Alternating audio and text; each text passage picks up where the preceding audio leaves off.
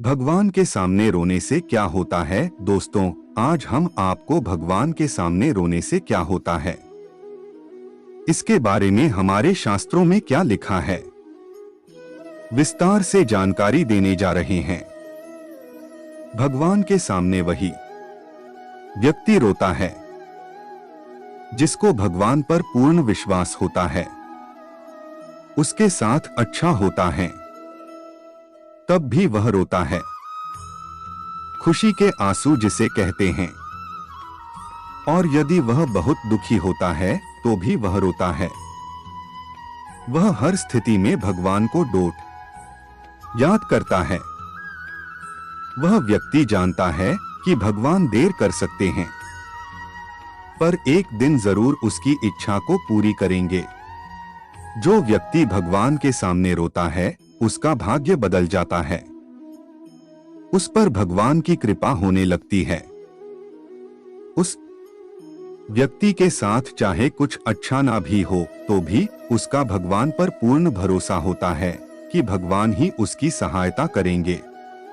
वह हर दुख में भगवान को याद करता है और सुख में भी भगवान को नहीं भूलता। उस व्यक्ति का मन पवित्र होने लगता और उसके अंदर आध्यात्म का विकास होने लगता है और उसका मन भगवान की भक्ति में लगने लगता है। जब कोई भी व्यक्ति भगवान के सामने जब जाता है तो उसका दुख दर्द वह भगवान को बताता है। हमारे मन की हर एक बात भगवान जरूर जानते हैं। वह अंतर्यामी हैं, उनसे कुछ नहीं छुपता है। जब किसी व्यक्ति को भगवान के पास जाते ही रोना आता है तो उसे यदि मुसीबतों से जल्दी बाहर निकलना है तो उसे भागवत गीता पढ़ना शुरू कर देना चाहिए, क्योंकि जब कोई दुखी व्यक्ति भागवत गीता पढ़ता है तो उसे बहुत जल्दी भगवान उसे सही राह दिखा देंगे। अगर कोई विधि पूर्वक भागवत गीता पढ़ता है तो उसके जीवन में चमत्कार जरूर होता है। आप भगवान की स्तुति करें, वो आपके जीवन के बड़े से बड़े संकट को दूर कर देंगे।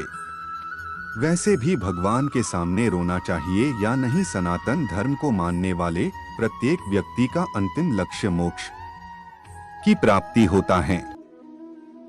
हर व्यक्ति चाहता है कि वह जीवित अवस्था में सारे सुख भोगे और मृत्यु के बाद उसे मोक्ष की प्राप्ति हो जाए। और भौतिक सुख प्राप्त करने के लिए भगवान से प्रार्थना करना प्रारंभ कर देता है। वह चाहता है कि उसे दुनिया की सारी खुशियां मिल जाएं। पर हर व्यक्ति को इस बात पर गौर करना चाहिए कि भगवान का यह फर्ज होता है कि अपने भक्त का पेट भर जाए। उनका यह फर्ज नहीं है कि वह आपकी हर इच्छा पूरी करे। आपको यदि अपनी ढेर सारी इच्छाओं को पूरा करना है तो उसके अनुसार मेहनत भी करनी पड़ेगी। भगवान ने भी इस धरती पर जन्म लिया और अनेक संघर्ष किए, इसलिए कि सभी व्यक्तियों को किस तरह जीवन जीना है। उन्होंने लोगों को यह बता दिया कि जीवन को कैसे जीना चाहिए। इस धरती को मृत्युलोक कहा जाता है। मृत्युलोक पृथ्वी को इसलिए कहा गया है कि व्यक्ति यहाँ पर अलग अलग योनियों में जन्म लेता है और मरता रहता है। और 84 लाख योनियां होती हैं, जिसमें से मनुष्य का जन्म बहुत मुश्किलों के बाद, बहुत सी योनियों में भटकने के बाद मिलता है।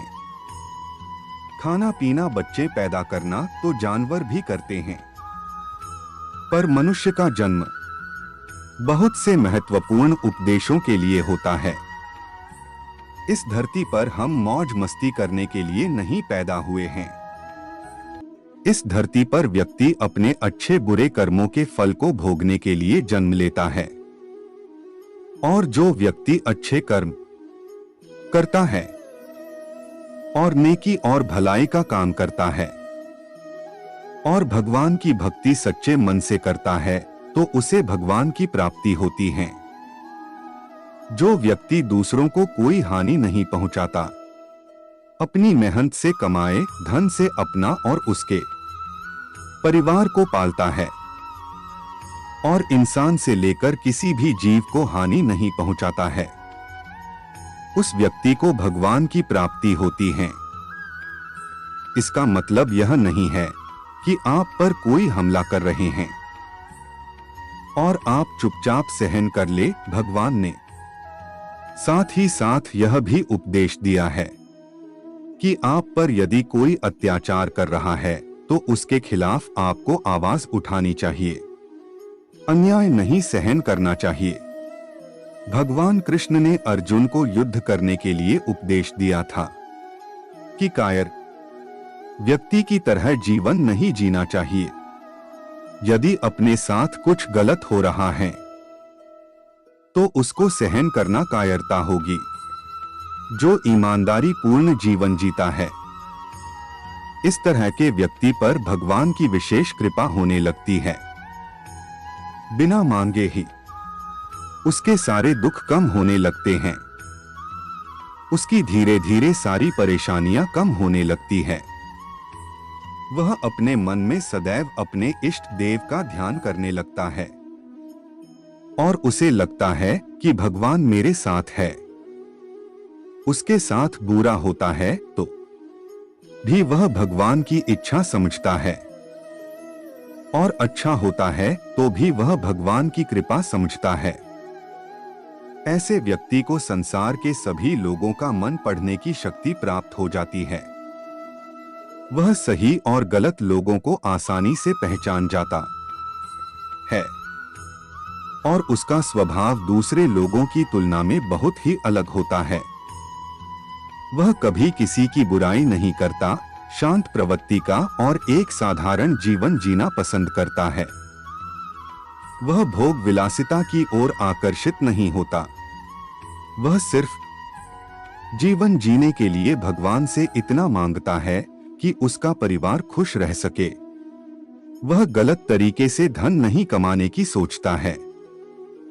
वह ईमानदारी का जीवन जीता है। छल कपट उसके मन में नहीं रहता। प्रत्येक व्यक्ति अपने इष्ट देव से प्रार्थना जरूर करता है और जब वह भगवान के मंदिर में जाता है या फिर भगवान की भक्ति करता है तो उसके मन में बहुत से अच्छे बुरे विचार आते हैं और वह अपने दुखों को याद करके अपने आंसुओं को रोक नहीं पाता है। वह भगवान के सामने रोने लगता है और यह संकेत बहुत ही शुभ होता है। आप अपने दुख भगवान को बता रहे हैं, क्योंकि यदि आप अपने दुख दूसरे लोगों को बताएंगे तो वह आपकी सहायता करने के बदले में आपसे कुछ भी मांग सकता है और आपको उसका जिंदगी भर एहसान मानना पड़ सकता है। दुख के समय भगवान ही आपकी सहायता करने के लिए किसी न किसी रूप में आपकी मदद करते हैं। इसलिए भगवान को हमें हमारे दुख बताना चाहिए और भगवान के सामने आप रो भी सकते हैं। वो आपके दुख को समझेंगे, दूसरे लोगों की तरह आपका मजाक नहीं उड़ाएंगे। भगवान आपके दुखों को दूर करेंगे। आपके जीवन में कितनी भी बड़ी परेशानी आए, आप उसे भगवान को बताएं और सच्ची प्रार्थना करें तो आपको चमत्कारी फायदे होंगे। धार्मिक पुस्तकें पढ़ने से जो मन को एकाग्र शक्ति और शांति प्राप्त होगी, जो कभी आपने सोचा भी नहीं होगा। आपकी सारी चिंता समाप्त होने लगेगी और मानसिक तनाव दूर होगा। इस दुनिया में अच्छे बुरे सभी तरह के लोग होते हैं और जब आपके अच्छे दिन आने वाले होते हैं, जो आपको अच्छे मित्रों की भी प्राप्ति होती है। जय श्री कृष्णा।